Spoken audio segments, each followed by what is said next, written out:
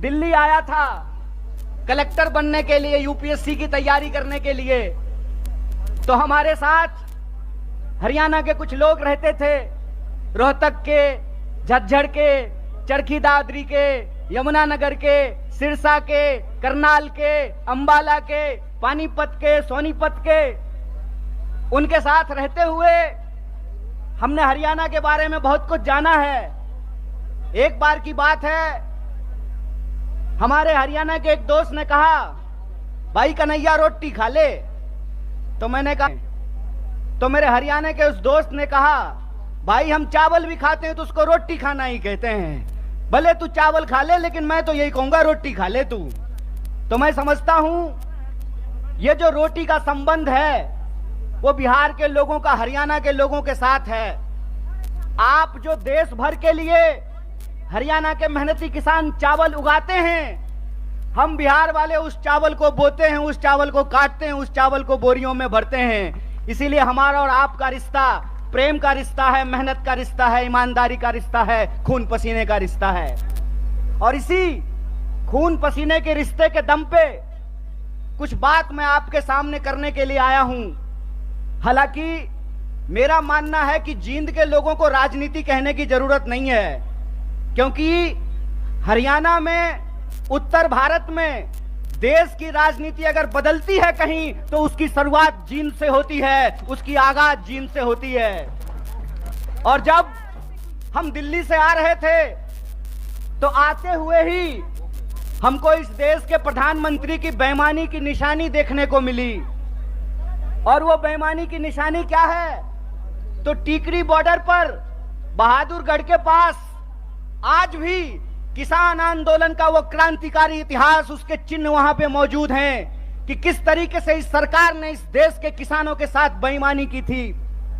एक बार फिर से आप जानते हैं कि हरियाणा प्रदेश है खिलाड़ियों का।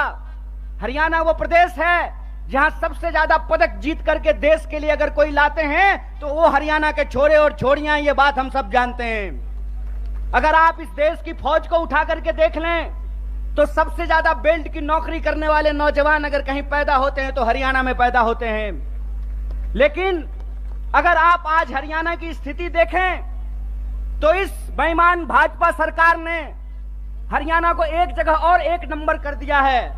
और वो जगह, जब हम बेरोजगारी की बात करते हैं तो आज हरियाणा बेरोजगारी में भी नंबर 1 हो गया है।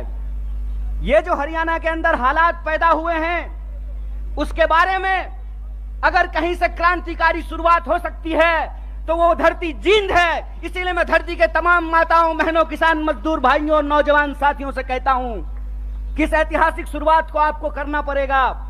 और आपको ये समझना होगा कि आज हम किस परिस्थिति में जाकर के खड़े हैं। आप देश के किसी भी इलाके में जाकर के घूम करके देख लीजिए, हर जगह एक बार फिर से भाजपा का प्रचार शुरू हो गया है।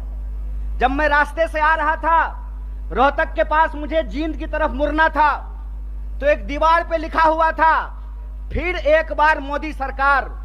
मैंने अपने दोस्त को कहा, भाई गाड़ी रोक, मार्कर से इसके बगल में लिख देता हूं जहां लिखा हुआ है फिर एक बार मोदी सरकार। पहले 15 लाख ला, फिर तेरी सरकार आने की बात होगी। पहले तू हर साल 2 करोड़ नौकरी दे, फिर तेरी सरकार आने की बात होगी। पहले तू किसानों की आमदनी दुगनी कर, फिर तेरी सरकार आने की बात होगी। पहले तू हरियाणा, जिसको बेरोजगारी में तू 1 नंबर बना दिया है, यहां रोजगार में 1 नंबर हरियाणा को बना, फिर तेरी जो है सरकार आने की बात होगी। हमारी सरकार नहीं है हरियाणा में, लेकिन श्रीमान भूपेंद्र हुड्डा साहब जब हरियाणा के मुख्यमंत्री थे, और मैं कहता हूं खाए हुए शरीर को और नहाए हुए शरीर को गवाही देने की जरूरत नहीं होती है। अरे प्रमोद भाई को देख के कोई कह देगा कि खाए पिए परिवार से हैं, कह देगा कि नहीं कह देगा? तो कहते हैं खाए हुए शरीर और नहाए हुए शरीर को गवाही की जरूरत नहीं होती है। आप बहादुरगढ़ के जितने इंडस्ट्रीज लगे हुए हैं वहां से चलना शुरू कीजिए जींद की तरफ, आपको रास्ते में फुटवियर पार्क मिलेगा। मिलता है कि नहीं मिलता है? एशियन पेंट की फैक्ट्री मिलती है कि नहीं मिलती है? दोनों तरफ छोटे कल कारखाने मिलते हैं कि नहीं मिलते हैं? ये सब हुड्डा साहब का दिया हुआ है। और मैं आपको याद दिलाता हूं 5 किलो चावल पे खुश मत होना मेरे दोस्तों। आपका हक था कि सबको 100 गज जमीन देने की भी बात है तो इस सरकार से पूछना चाहिए कि जमीन कहां है। भाजपा की बांटने वाली राजनीति को आपको समझना पड़ेगा। आपको यह समझना पड़ेगा कि भाजपा की राजनीति नफरत पे चलती है, भाजपा की राजनीति बेईमानी पे चलती है, भाजपा की राजनीति लोगों को आपस में लड़ा करके लूटने पे चलती है। दरअसल भाजपा का इतिहास इस देश से गद्दारी का इतिहास है। इस बात को याद रखिएगा, इस बात को याद रखिएगा कि भारतीय राष्ट्रीय कांग्रेस महात्मा गांधी की पार्टी है जो हंसते हंसते अपने सीने पे गोली खा लिए थे, और भाजपा का इतिहास नाथूराम गोडसे का इतिहास है। इस बात को याद रखिएगा। और इसीलिए मैं आपको कहता हूं कि जिस तरीके से अंग्रेज हमारे साथ करते थे, फूट डालो और राज करो, उसी तरह से भाजपा आज कर रही है, फूट डाल रही है और इस देश पे राज कर रही है। मैं आपसे एक सवाल पूछना चाहता हूं। आज 10 साल भाजपा की राजनीति को होने को है, 9 साल देश में भाजपा की राजनीति पूरी हो चुकी है। हरियाणा का चुनाव भी लोकसभा चुनाव के वक्त में होता है, लोकसभा चुनाव के ठीक बाद होता है। आज 9 साल पूरे होने को हैं। मैं सवाल आपसे पूछता हूं, और मैं बाहर से आकर के आपको यह बात समझाने वाला नहीं हूं। आपको यह बात अपने सीने पे हाथ रख करके समझना पड़ेगा कि भाजपा यहां आकर के कौन सी राजनीति की शुरुआत की। भाजपा यहां आकर के 35 बिरादरी और 36 बिरादरी करना शुरू किया कि नहीं किया? हाथ उठा करके बताइए, किया कि नहीं किया? किया ना। तो मैं नड्डा से एक सवाल पूछना चाहता हूं, मैं देश के प्रधानमंत्री से एक सवाल पूछना चाहता हूं, मैं जय शाह के पप्पा से एक सवाल पूछना चाहता हूं कि दुष्यंत चौटाला को बगल वाली कुर्सी पर बिठा करके कौन सा 35 बिरादरी 36 बिरादरी कर रहे हो बे? कौन सी 36 बिरादरी 35 बिरादरी कर रहे हो? खेला करते हो, खेला? अरे झूठा, बेईमानी करते हो। मैं आपसे कहता हूं, और आप सोच करके इस बात को बताइए, जहां धर्म होगा वहां हिंदू मुसलमान करेंगे, और जहां मुसलमान नहीं होगा वहां 35 बिरादरी 36 बिरादरी करेंगे। यह मन में आप सोचिए और विचार कीजिए। अगर मैं गलत हूं, निकालो रस्सी, लगाओ फांसी पे। अगर तुम गलत हो तो लोकतंत्र में तुम्हारी बेईमानी का भी एक एक हिसाब लिया जाएगा। इस बात को याद रखना, इस बात को याद रखना कि इस देश के अंदर जब लोग न्याय की बात करते हैं, जब लोग अपने हक की बात करते हैं, जब किसानों की आमदनी दोगुनी करने की बात करते हैं, जब नौजवानों को 2 करोड़ नौकरियों की बात करते हैं, महिलाओं के सम्मान की बात करते हैं, इस देश में गरीबी को कम करने की बात करते हैं, तो आप उसको देशद्रोही बोलते हैं। और आपके बंटवारे की राजनीति में अगर कोई शामिल हो जाए, कोई धर्म के आधार पर देश को जो लड़ाने की राजनीति है उसका हिस्सा बन जाए, जो समाज को जात के नाम पे लड़ाने की राजनीति है उसका हिस्सा बन जाए, तो जब बाहर थे तो विरोधी थे और आपके बगल में आकर के बैठ गए तो माला पहनाते हो रे बेईमान।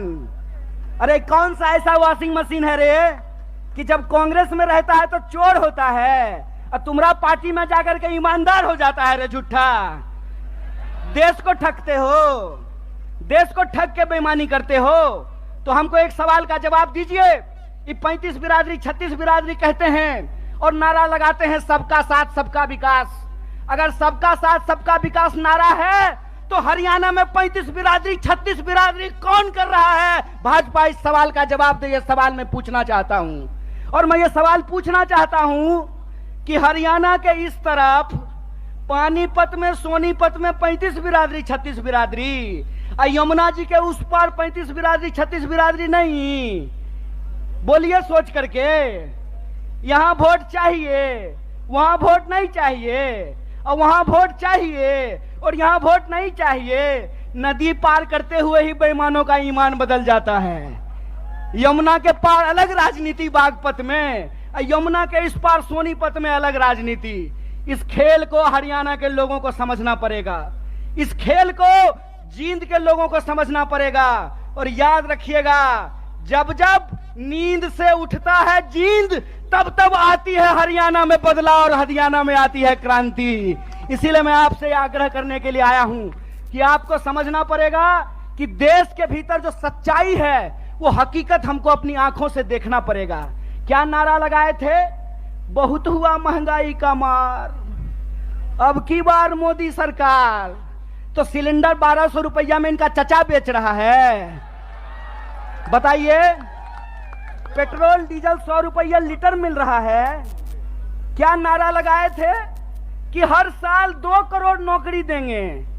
9 साल हो गया है, अभी टीवी पर प्रचार आएगा 9 साल बेमिसाल।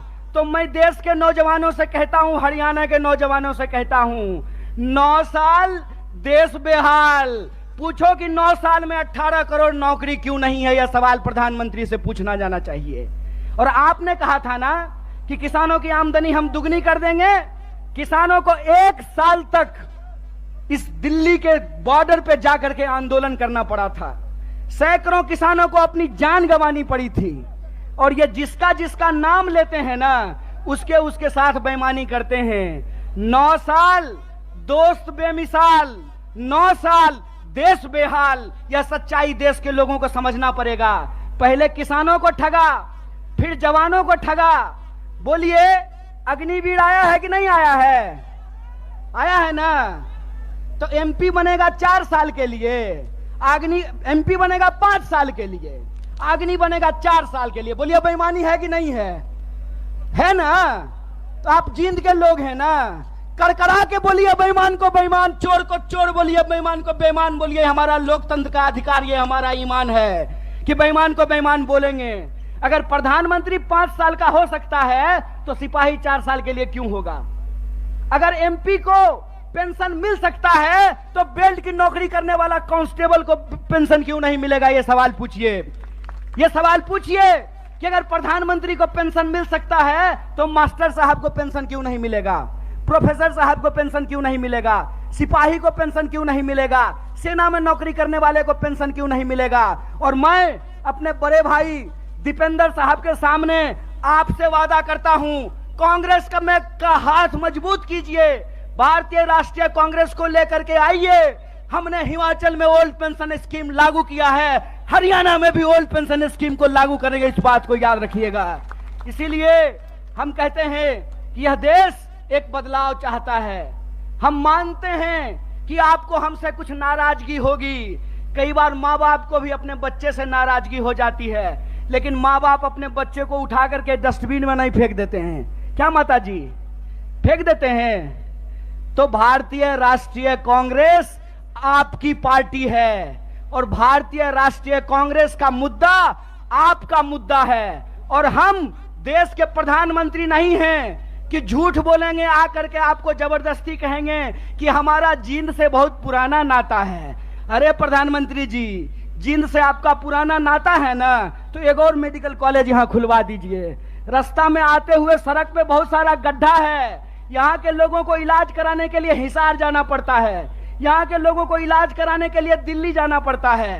अगर आपका नाता है तो जींद के लोगों को ठगना बंद कीजिए, क्योंकि जींद के लोग अगर जाग गए तो जींद हरियाणा की राजनीतिक राजधानी है और हरियाणा में बदलाव से कोई रोक नहीं सकता है। अगर आप परिवर्तन करेंगे तो हमारा वादा है कि हरियाणा